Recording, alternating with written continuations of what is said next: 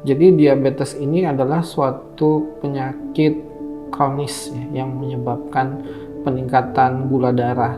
Nah, peningkatan gula darah ini disebabkan oleh banyak faktor. Kalau kita bisa bilang genetik memegang peranan penting ya, jadi bawaan dari pasiennya itu sendiri. Tapi semenjak pandemi COVID ini dengan ada perubahan gaya hidup, ini mengakibatkan kecenderungan seseorang terkena diabetes itu lebih tinggi. Ini makanya kita harus semakin aware dengan diabetes. Kalau dilihat dari proyeksinya sendiri, WHO di tahun 2017 itu memperkirakan Indonesia itu punya 10 juta pasien diabetes kira-kira.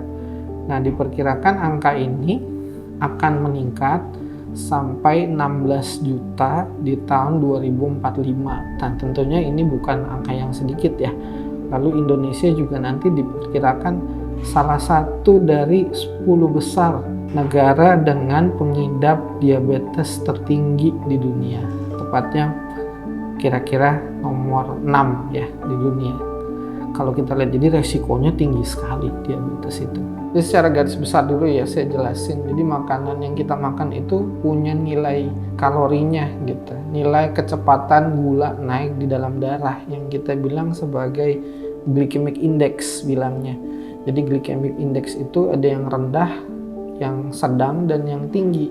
Nah, yang harus kita hindari itu yang indeks glikemiknya tinggi ya. Contoh gampangnya deh, referensi standarnya nasi putih itu nilai glikemik indeksnya tinggi. Roti putih itu juga nilai glikemik indeksnya tinggi, sama juga.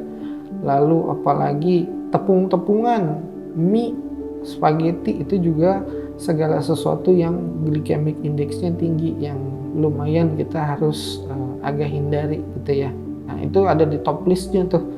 Kita harus hindari makanan-makanan dengan glycemic indeksnya yang tinggi. Atau lebih gampangnya lagi, kue-kue dan coklat. Nah, itu hati-hati, itu glycemic indeksnya tinggi banget.